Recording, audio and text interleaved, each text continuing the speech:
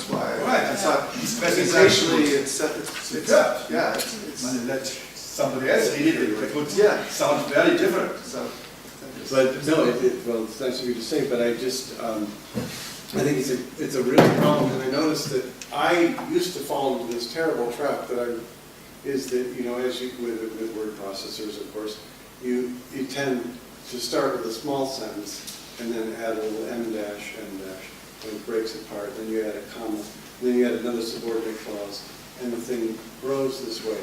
And somewhere it was a spoken item that really worked, and you've broken it.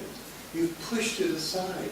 There's been a fault line, an earthquake that you've created in the middle of this thing that was a spoken bit of reality, and you've added all these written things into it. And that can be good, but it's always risky to do it, and I try to do it less than I used to. I was reading early essays of mine recently, and I thought, if I could just have shut up, you know,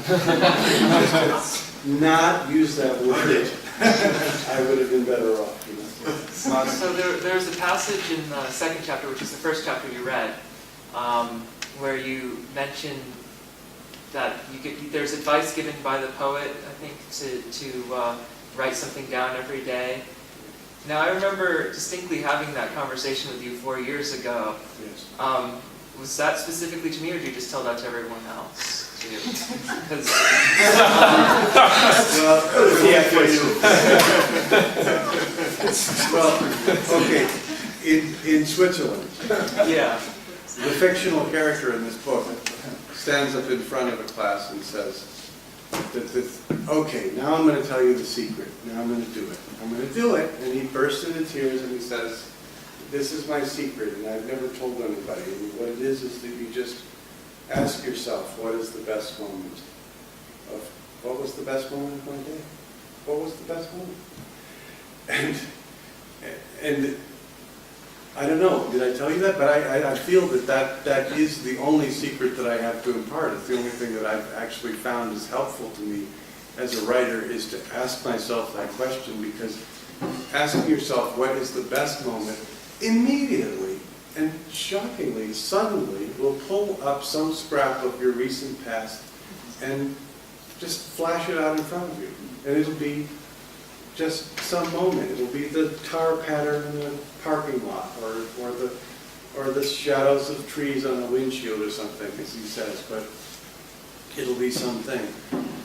So I believe it, and I want this to be, although it's a work of fiction, as truthful as I can make it. So I put that in the book. But I probably said it first to you. Okay, Gina Ray, I want you, because she's our poet here in residence, so to speak. She's actually a student. What is your reaction? So we've had good discussions all day. I'd like to take up Michael's question just to respond to it, which is not just in philosophy is this the question, in poetry it's a long-standing debate about whether what's on the page resembles or represents the meaning, or whether it's simply in the sound and the shape and what you hear. right. And I do remember having to do exercises as a graduate student where I had to copy out poems that the instructor thought represented comma to point to shape of the letter, exactly what the word reflected, which I thought was very interesting. I think it varies so much, and we had this discussion earlier today. Writer to writer, artist to artist, what your process is. And so we each have to answer that for ourselves.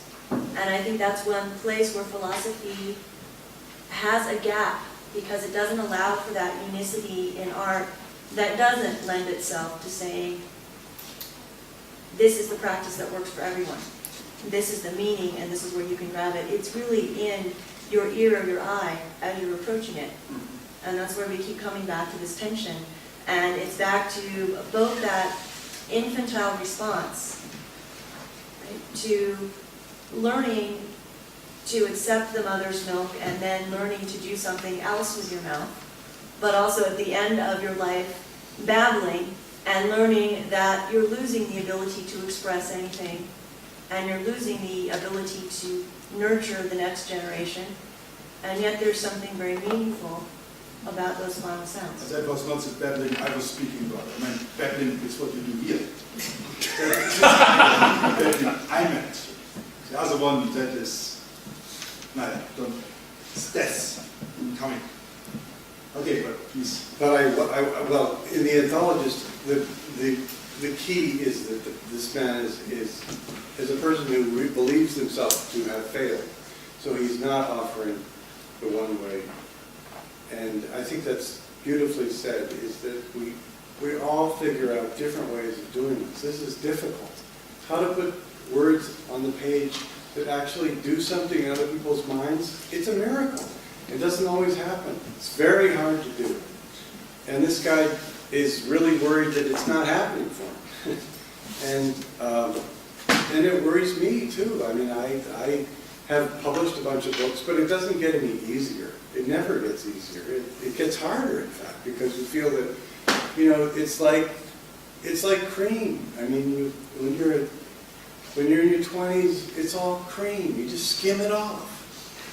When you're in your 30s, it's 2%. 1%. Then you're down to this horrible bluish stuff. Did you have a question? Oh, no, well, I was enjoying the idea of the process and the part with the, having shot and then coffee and then, because I constantly am managing my chemistry when I'm trying to do something and so yeah. Well, so many poets have, obviously, I mean, one of the themes of this is that so many poets have depressive streaks. And then obviously their brilliance and the greatness and the sadness, the beauty of what they do is wrapped up in the fact that they are using the lines of the poem and the problem of coming up with a rhyme to carry them over the canyon of their own despair. That you have to figure that depression and the managing of chemistry and all that stuff is part of what allows poets to do something beautiful. And that was quite an interesting part to say, can a normal person, a family man like yourself, can he really be a great writer? Or would you have to be at least 60% criminal or something like that? That is an old discussion, and I don't think there is a real answer to it. This is so arbitrary. Sometimes it is like that, and sometimes it's the most Kafka, most boring life you could think of, and then you got such kind of literature out of it. So there is no way. So people make excuses. They, I'm not crazy enough, so I cannot be a great poet. It has nothing to do with it. It's only a question of your own courage again. But it's for philosophers just to say, they can hide behind their scholarship, or they can dare to do something. That is the idea. Konrad, I saw your hand. Yeah, just thinking about timelines and deadlines.